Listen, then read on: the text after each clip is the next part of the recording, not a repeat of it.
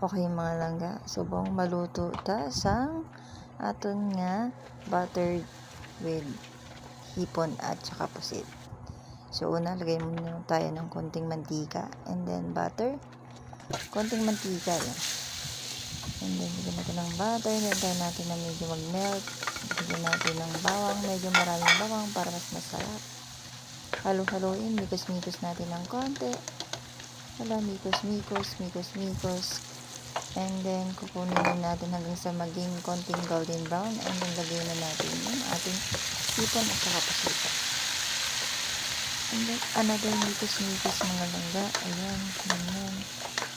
Ayan, mikos-mikos hanggang sa maging brown siya. Ulitin yan lang kasi meron siyang pusit. So, di ba kadalasan yung mga ginagawa natin? Hipon lang, pero nag-try ako ngayon kasi gusto ng boss ko na haluan daw ng pusit.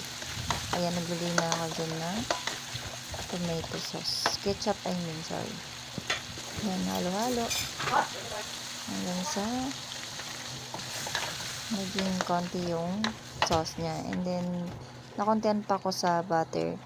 Margarine naman yung dinagdag ko para mas mabango. So, ayan, halo-halo lang hanggang sa mag-melt yung butter, yung margarine, mikos-mikos. And then, nilagyan ko na ng water para may sabaw siya. So, ayan, mikos-mikos ulit. Hanggang sa konti na yung medyo maglapot yung sabaw niya. Lagyan ng pepper at saka ng kunting asukal pampabalansi sa lasa. And then, mikos-mikos ulit.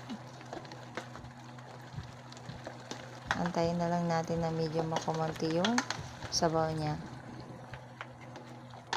Ayan, tinikman ko na yan dyan.